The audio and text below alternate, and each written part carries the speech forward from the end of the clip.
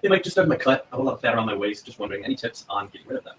How many times a week do you train calves? And do you recommend the same for a bikini/wellness athlete? Obviously, there's a difference between your body stressing and flexing through the lift compared to you feeling like there's something like wrong with the knee or the back. There's some kind of pain. I am eating Piedmontese steak, 10 ounces of steak, and 1 pound of potatoes.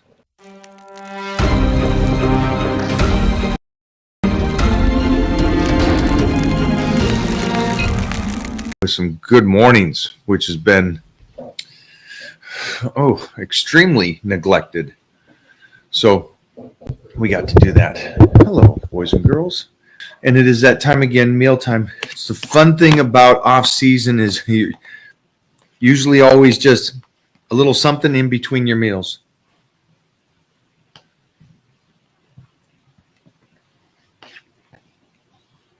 Mukbang. We got to do that with Danny. Definitely.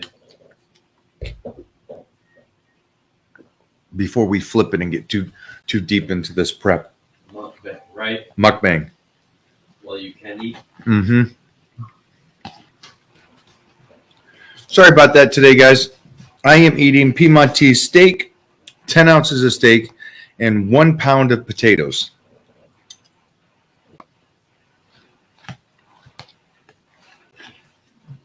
So well over 60 grams of protein and 80 grams of carbohydrates. And it's 4 o'clock in the afternoon.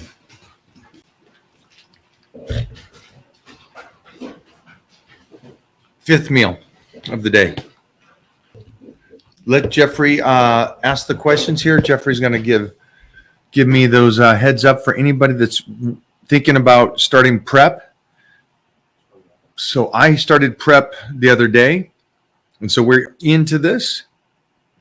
So that means diet change, training slight change, and the focus changes, which is great. The focus is a great thing that changes because you get excited. Go for it. Tina Zimmer, how many times a week do you train calves? And do you recommend the same for a bikini/wellness athlete? Great. In that shot. Well, so I can't see what you look like, but calves are an interesting muscle. For bodybuilders, obviously, they could be as big as you possibly can. It will never be, they won't do this. They won't go, holy sheesh, your arms are too big for your body. They'll do that, but they'll never say, oh, your calves are too big for your body. So it's one of those muscles that can be so developed.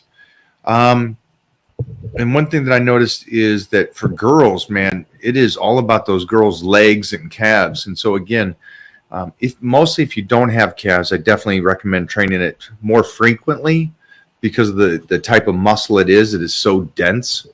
So I give a recommendation is you can train that muscle up to 5 times a week on an exercise, doing 5 sets of 20. Take that one and try that out for a month and watch the development in your calf. Good question. And especially it was pinpointed towards you women for competition and stuff. So that was a good thing. Thank you for that question. Hemoglobin.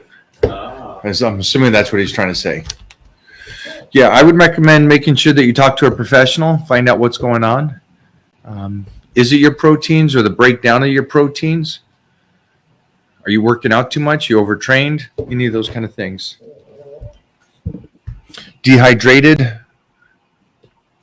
But again, what I like is that you guys, all of you, will be able to talk to an expert, an actual expert, starting as late as next week.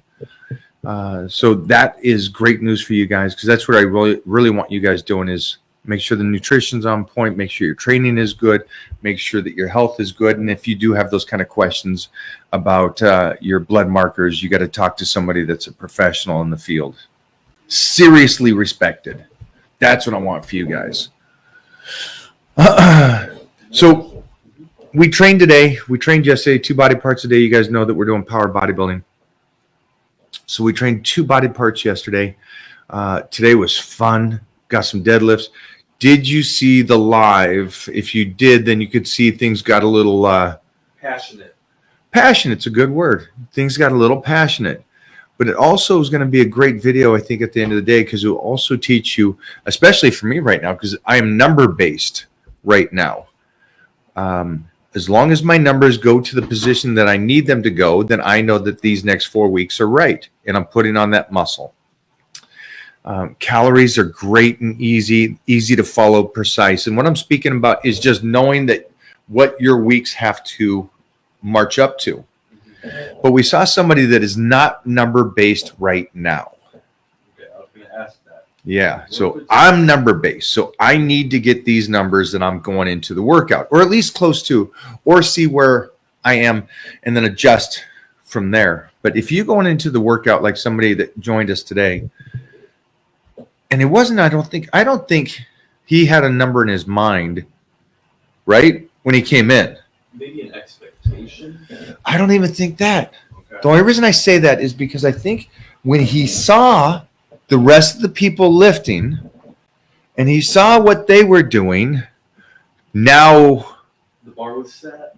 yeah, if that person is doing this, if this person is doing that, and I'm over here doing something completely different, not even close to you guys, this is not good. I hope that makes sense to you guys. I think that was a very articulate way to put it. So the person that came to train with didn't have a number walking in my belief. Jeffrey thinks an expectation, but it got heightened because of the crowd. Well, now that you said that, Do you agree with that? Okay, so he agrees with that it got heightened because of the crowd. I think when you go into a gym and you see those numbers and you start watching people, don't get sucked into what their numbers are. Do what you can do. And I think today the guy got sucked into what others were doing, especially like maybe even Mona, and then it threw him off. And I don't want that for anybody. I want you to come in, do your numbers, do the best you can. Mona will throw everyone off. Well, it does. Mona will fuck everyone So either you check yourself, which I liked that she did do that, because I was like, okay, I'm going to plate and a half her, which motivates me. And then Bobo, I had to hold back because he didn't care what he did. He just wanted to lift it. But Mona did I think that was a PR for Mona, because she did 5 at 285. Clean. A clean. There was no. You couldn't spot a break in the form. Nah, that back was solid the whole time. There was never a drag to it. Didn't hitch it, didn't crank the back. Yeah, the speed, it was never questioned. And she ripped it up. That was nice. And then Jeffrey did his form, which was an explosion. Coming out of the hole felt great. Easy. No hiccups, nothing pulling. I didn't feel one particular thing. I felt everything. Yeah. Did you guys hear that?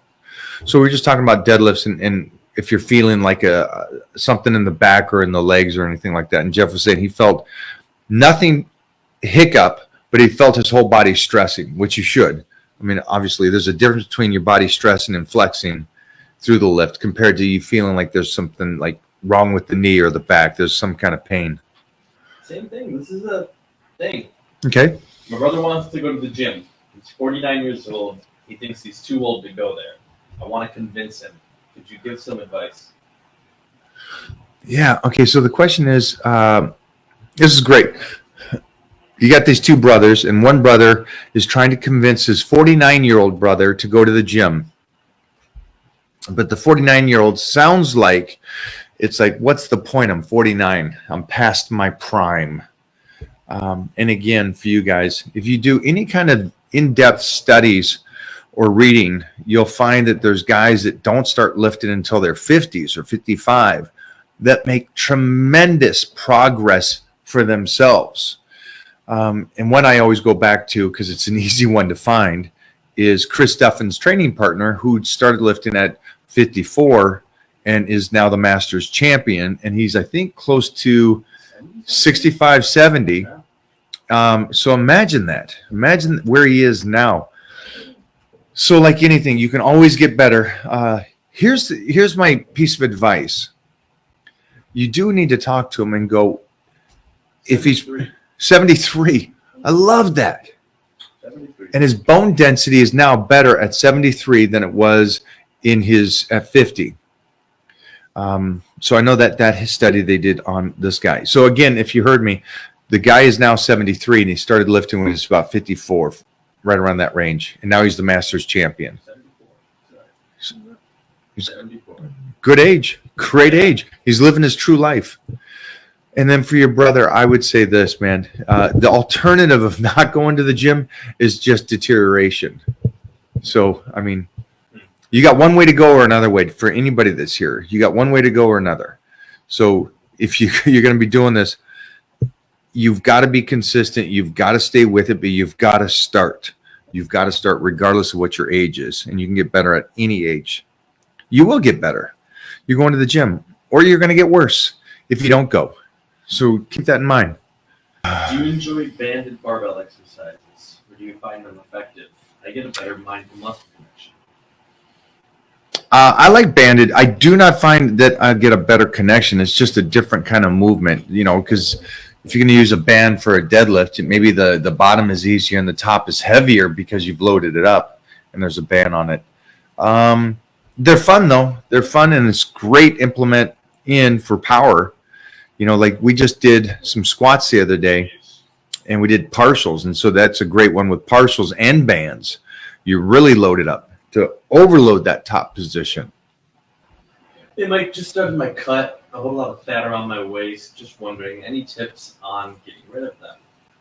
Yeah. So the question was, somebody started his prep. I like that word, prep. So he's on this 12-week plan right now. He's got fat around his waist, which is going to make me think that either he has high estrogen or he has fat everywhere. And just the waist one is the one that's bugging him. And can I recommend anything? Was the final statement? Or is he asking to spot reduce? Just tips. Yeah. Just stay on your plan. Your plan is set up. You don't start prep. Nobody starts a prep without having a game plan, right? You got your 12 weeks set up. You know what you're doing. You know that the start of the prep, you got the right amount of carbs and fats, proteins already put in there. You have your body. This is a big one. You have your body at the ultimate optimized position to where your body's working with you. Does that make sense to you guys? So I'll say it again. Your body has to be working with you when you start your prep for anybody and everybody. So that means like you checked your blood markers, everything's good there. You're not, like I said, if he's just worried about his waist, that might mean that he has a high estrogen, and so that should have been taken care of prior to this. Or he has low T, which is causing the high estrogen. But you got to make sure that the body is ready to work with you. And so then you did what you had to do for the months prior to your prep. So you made sure, it's like anything, like just think of a sports car. They fill it up with gas. They make sure they got brand new tires on there. The engine is just spiked up to the ultimate because they know as soon as they start, they got to go, and they got to go until the end of the race. And so that's kind of, I don't know why I use cars, but it's a good metaphor for you guys to understand. When you start your prep, your body has to be working.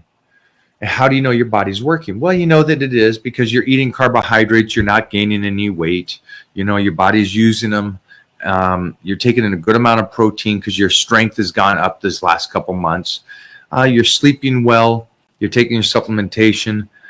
And you realize that as soon as you change up some of those foods to start the prep, your body's just going to out the gate and start slicing and dicing. One thing that I do is I always make sure that I'm getting those good carbohydrates like pasta or breads, potatoes, those kind of off-season carbohydrates to make sure my body's using those and it's got no issues. Make sure I got my steaks in there. Stay away from the fish when I'm off-season. So that's some of the stuff to set your body up to make sure you're working right. There's a lot of ways to do that too, and just making sure that you're checking in on the Titan crew, and we can sign to see where you're at, where your strength is going. And so the advice here is you look at your 12-week plan, make sure that is lined up from the beginning to the end to the best of your ability right now. And yes, it might change, and it might change minutely as we go every couple of weeks, but at least you have an understanding of what you're going to do, and you have enough calories that you can cut down on. You have taken your training down to a base amount to where you can add to it now. So those are all the tools that we want to use during the prep, but not off season.